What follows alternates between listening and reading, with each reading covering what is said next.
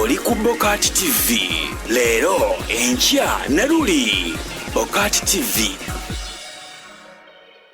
Oli ku Bokati TV, nze Sula Ssenyonga mpozi ate nga nkuwa mawulire agakwatagana n'ebyentertainment n'olugambo bwe lubeera luzze mu nsonda zonna kisinzira ddulire kyeri training fere tuba kuba tukuwa waneno ku Bokati TV. Over the weekend it was Eid, oluvannyuma lwa mwana muwala mpozi Rema n'asalawo throwingeko ku bifaananyi abadde aludde okubeera nga ateekako ku bifaananyi nga balina omwami we. Abantu abamu ne balowooza nti aba eri yayilaavu yakajanja yaggwawo kati bakulanye mu bufumbo oba nedda nga tewakyaliyo kafaananyi kaweerezebwako nga bambadde engoye ezifaanagana kiki, famire eri mu lusirika, covid agitutte.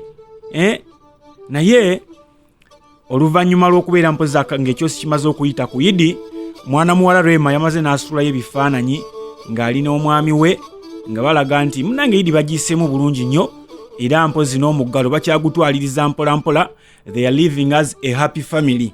Naye nga nakugamba nti abaana bano bakola nnyo amawulire, omukulu oba omukyala gwe bayita Rema amawulire ge gakola nnyo nnyo nnyo, naye ne yali ex we omwani mulenzi Eddie Kenzo takkiriza kubeera ng'alekebwa emabega. Era oluvannyuma lwa mwana muwala okuteekayo ebifaananyi bye nga baline bawe Hamza ne mwana mulenzi Eddie Kenzo amaze n'ateekayo ebifaananyi bya muwala we, n'amaana agamba nti naye Amal akuze bambi, nsuubira nja kukulabako olunaku lwonna, nsuubira nja kukulabako nga sinnafa.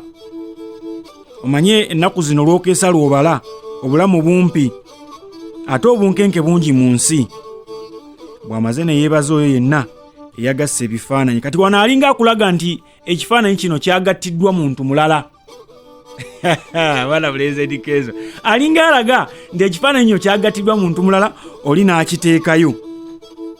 Naye nga okujjukira kali kagambye nti kansuubire nti naakulabako bandikulabako nga sinnafa.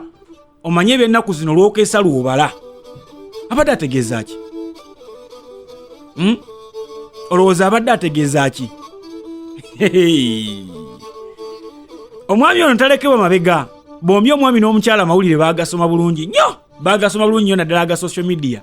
Kati awo ogenda olabira ba Facebook in-laws ab'oku side ya Rema, comment zammwe muziteekeyo. Facebook in-laws, social media in-laws mwenna ab'oku side ya Eddie Kenzo Musuuza, nammwe ezammwe muziteekeyo. Mumbuulire omukulu ono abadde ategeeza ki? Nga sinnafa, kansuubire okuddamu okula nga sinnafa. Abadde akola kiraamo, abadde akola ki?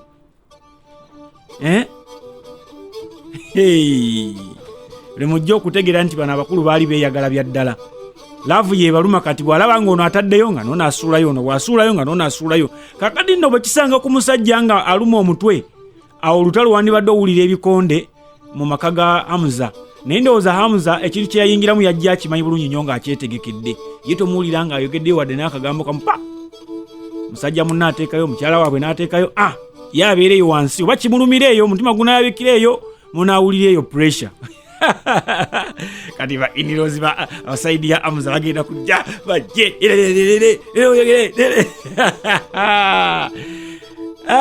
n'aba Kenzo nabo gye bali balina amaanyi gaabwe ssebo, tojja kumala gabavuya bwotyo. Naye jjukira mwana mulenzi Eddie Kenzo akyali sitaaka mu Ivory Coast, bamukwatira eyo, jjukira ennyonyi tezikomawo. Naye katusabe Mukama Katonda ajja kubeera nga addiriza mpola mpola natti tubeere mpozi ng'obulamu buteerera. Eddie Kenzo akomewo atasinkane aba famire gye yasigazanga ye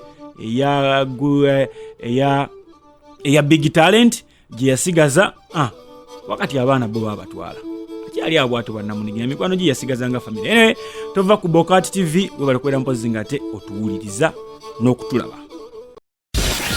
Oli ku Bokati TV. Leero enkya ne luli. Bokati TV.